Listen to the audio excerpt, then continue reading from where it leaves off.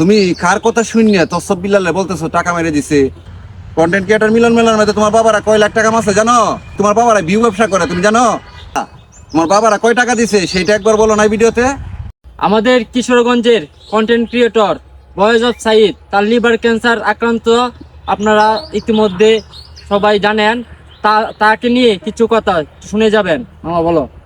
বিষয়টা হচ্ছে, আমরা গত 2 দিন আগে সাইদের বাসায় গেছিলাম। আমার ব্যক্তিগত কিছু ফান্ড এবং আমার ভাই প্রবাস থেকে কিছু দিয়েছিল, ওইটা মিলিয়ে কিছু টাকা দিয়েছিলাম, এটা তার প্রমাণ দিয়েছি। সে অসুস্থ, সে সারা বাংলাদেশের মানুষের কাছে চাইছে, এই জন্য সবাই টাকা পয়সা দিছে। কিন্তু আজকে সকালবেলা একটা ভিডিও দেখলাম যেটা সাইদের মুখে বলতেছে তসব বিলাল নাকি স্যার টাকা মেরে দিছে। আমার কথা হচ্ছে, সাইদ ভাইয়া, তোমাকে সবাই ভালোবেসে টাকাগুলা দিছে, সবারই এখানে অবদান আছে। তুমি কার কথা শুনিয়া তসব বিলালে বলতেছো টাকা মেরে দিছে বা তসব মিল্লাল তোমার টাকা দেয় নাই? তুমি এই বাবাগুলোর নাম বলো। এই যে তার ভিডিওটা আপনারাও দেখতে পারেন, এই যে ভিডিওটা এখানে দেওয়া আছে। তসব বিলাল যে তোমার টাকা মেরে দিছে, এই কথা তুমি তো মানে মৃত্যু সজ্জে তাকে তুমি জানতে পারো না। অবশ্যই তোমার কোনো না কোনো বাবা বলে দিছে। আর তোমার বাবাদের উদ্দেশ্যে কিছু কথা বলতে চাই।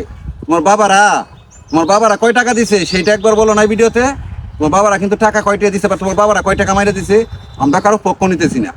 আমার কথা সাইদ, তুমি যে কাজটা করছো, যে ভিডিওটা তুমি এই ভিডিওটা বানাইছো, এটা কিন্তু ঠিক করো নাই, বুঝছো? জাতির কাছে ক্ষমা চাও, আর না হয় তোমার মরে গেলেও তুমি মানুষের দাবি তুলে থাকবা, বুঝছো? ঠিক হয়ে যাও। আর তোমার বাবাদেরকে বললে দিও যে নেক্সট টাইম তোমার বাবারা কি করছে, তোমার কাছে গেছে তোমার দেখতো, এখানে যে ভিডিও ব্যবসা শুরু করছে, এই তোমার বাবারা ভিউ ব্যবসা করে, তুমি জানো? তোমার বাবারা আমার নাম বললো, জেলকানা মোড়ে শাহিন ভাই, সবাই তামাশা ভাই করে চিনে। তোমার বাবাদের আমার নাম বললো, তোমার বাবারা ভালো করে আমার চিনে। তোমার বাবারা আমার ফোন দিছিল। কন্টেন্ট ক্রিয়েটর মিলন মেলার মধ্যে তোমার বাবারা কয় লাখ টাকা মাসে জানো?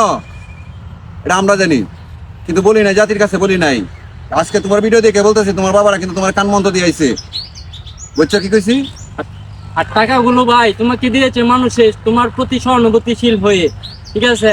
তুমি যেভাবে কথা বলতেছো এগুলো ভাই ঠিক না।